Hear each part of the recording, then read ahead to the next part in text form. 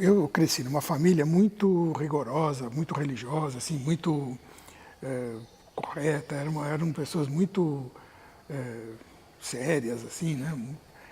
Meu pai e minha mãe, então eles eram muito disciplinados e tal, né?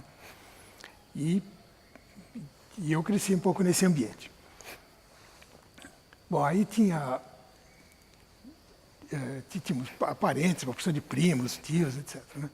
E tinha uma prima que era casada recentemente com um sujeito que eu gostava muito, que ele era um cara muito diferente do ambiente da minha família, porque ele era o contrário do que era lá em casa, né? Porque ele era bagunceiro, ele falava alto, ele ria, ele contava piada, e, e, e às vezes contava até umas piadas meio inconvenientes, minha mãe ficava toda envergonhada lá e tal, né? E, e ele me trazia de presente disco de jazz que meu pai detestava e eu adorava e tal, né? Enfim, ele era um sopro de ar fresco lá naquela rigidez toda. Bom, e um dia teve lá uma festinha, uma reunião de família e tal, né? E a prima veio e trouxe o marido. E ele, é claro, trouxe uma garrafa de uísque. Em casa ninguém bebia muito, tomava lá um licorzinho e tal, mas ele trouxe um garrafão de uísque e ele bebeu metade, assim, né? E ele foi lá, enfim, como sempre, né, a alma da festa, assim, falou e tal. Bom, minha mãe tinha preparado a festa lá e ela tinha uma mesinha, até bonitinha, uma mesinha, parecia meio de estilo francês, assim, invernizada, né? E que ela adorava a mesinha. E a mesinha era invernizada de goma laca, que é até um material que não se usa mais, porque ele é uma coisa à base de álcool. E se você deixa cair álcool, qualquer coisa alcoólica, ela mancha. Então ela tinha o maior cuidado lá com a mesinha dela. Então ela providenciou eu lembro direitinho, que eram umas toalhinhas retangulares impermeáveis, né, que era para as pessoas porem as bebidas e tal. Bom, aí chegou esse sujeito, aí tinha bastante gente, ficou aquela confusão e tal. E ele foi lá, bebeu metade do uísque que ele trouxe e tal, né? E estava sentado numa poltrona do lado dessa mesinha. Depois aí jantou, e aí, enfim, foi embora quando acabou tudo, aí eu ajudei, eu devia ter uns 15 anos, 16, por aí. E eu ajudei a limpar lá a sala, a recolher cinzeiro, enfim, copo e tal. E aí, quando eu olhei a mesinha, eu falei, mãe, aqui complicou aqui, né? Porque o tal sujeito Hernani, ele chamava.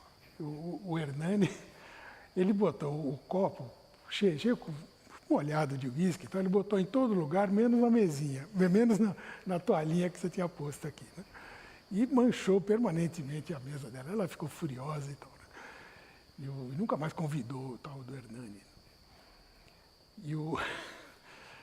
E é gozado que eu guardei esse episódio, né, daquele retângulo limpinho e tudo sujo em volta, né? Bom, isso assim, aí 15 anos depois eu já era formado, profissional, enfim, pintor e tal, eu estava lá pintando. E estava pintando telas retangulares, como sempre se fez, né? E aí, então, dentro da tela tinha uma opção de assuntos, então, tipo, um retrato, uma natureza morta, uma paisagem, mas tudo acontecia dentro da tela, né? E aí, um dia me ocorreu uma coisa curiosa, assim, que é o que está nesse quadro aqui que está exposto. Eu digo, e se eu fizer um retrato de um quadro? Já que eu posso fazer um retrato de um bicho, de uma pessoa, de uma paisagem, de um objeto, eu posso fazer um retrato de um quadro. Então, tinha o quadro retangular e eu desenhei um outro quadro dentro que seria o assunto da coisa, né? E a hora que eu marquei aquele outro quadrinho dentro, na hora me veio a associação com aquela história da mesinha, né? E aí eu olhei na mesa, depois a gente pode ver lá na mesa de pintura, porque a gente sempre usa copo descartável para misturar tinta e tal, né? E ele sempre suja, e sempre mancha toda a mesa, igualzinho que eu tinha manchado lá a mesa da minha mãe. Eu falei, puxa, olha que coisa. Então, No fundo, aí fiquei... Pintura é um negócio gozado, porque ele não é simplesmente olhar, é olhar e pensar, né?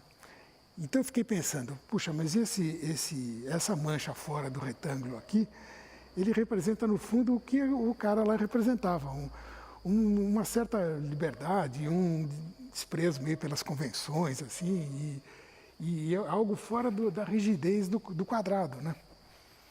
Falei, então tem coisas lá fora, por isso que o quadro chama Lá Fora. Acontecem coisas lá fora.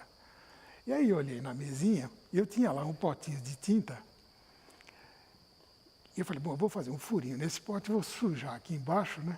E vou usar esse pote para marcar lá fora, né? Eu vou repetir o que o sujeito tinha feito quando era garoto, né? Como uma espécie de imagem de sair do retângulo, sair da caixa, né?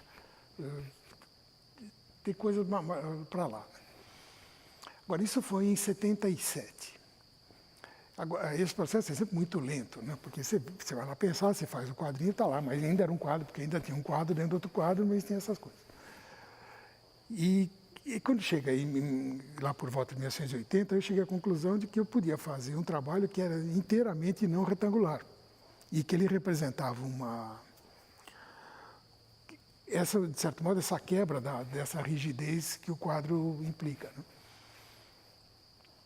Agora, é claro que, ao mesmo tempo, você sabe que é impossível tentar imaginar uma sociedade sem retângulos, né? Quer dizer, sem fora da... seria o caos absoluto, né? Porque tudo é retangular, né? Porque isso é a nossa ordem artificial, nós que inventamos isso, né? E o retângulo não existe na natureza, claro, né? Isso foi uma invenção humana, né? Então, é como um jeito, realmente, de criar uma ordem, de estabelecer um limite, né? E desde então, o meu trabalho tem muito oscilado nessa discussão e essa, vamos dizer, reflexão sobre o retângulo e o que está fora dele, né? Quer dizer, a ordem e a quebra da ordem, ou a disciplina e a liberdade, né? E isso começou um pouco nessa época aí, né? E esse quadro foi, de certo modo, ele está num ponto de viragem dessa atitude, vamos dizer, mais libertária e ao mesmo tempo mais reflexiva, né?